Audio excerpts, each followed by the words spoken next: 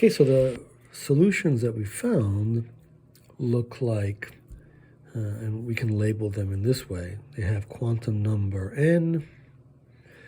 They have the n quantum number that refers to the energy. They have the L quantum number referring to the angular momentum, and the m quantum number referring to the z component of angular momentum. And it's true that these are eigenfunctions of this operator with eigenvalues that are the energy values. So you get that.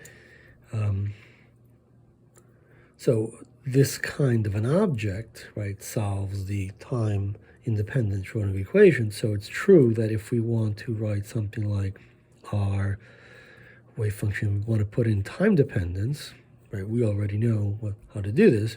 This is equal to this spatial function times e to the minus I e, and we have the n quantum number here. So it looks like that. And of course, the probability density is this thing modulo squared. And so we could also, right, so this whole thing has an r part, a theta, and a phi part.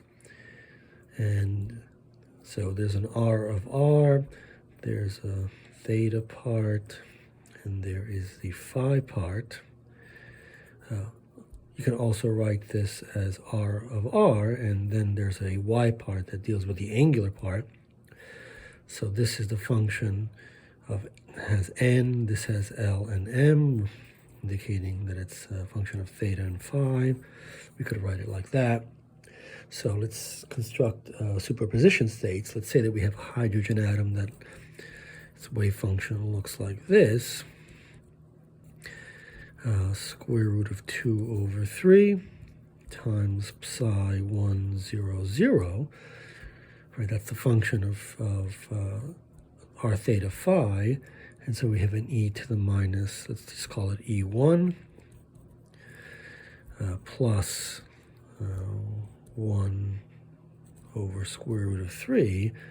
Let's say psi, we make the n quantum number 2, the L 1, and the m quantum number 1. E to the minus I, in this case it's E2. Well, 1 is because of this, so n and n, 2 and 2, e to the minus I E2t over h bar. All right, so that's the wave function. We can ask what's the probability of measuring the value E2, of obtaining the value E2 in a measurement, and the answer is that thing squared, modulo squared of that, so it's 1/3.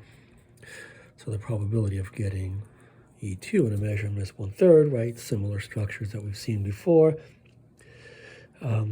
What's the expectation value of the energy, right? We can ask that question.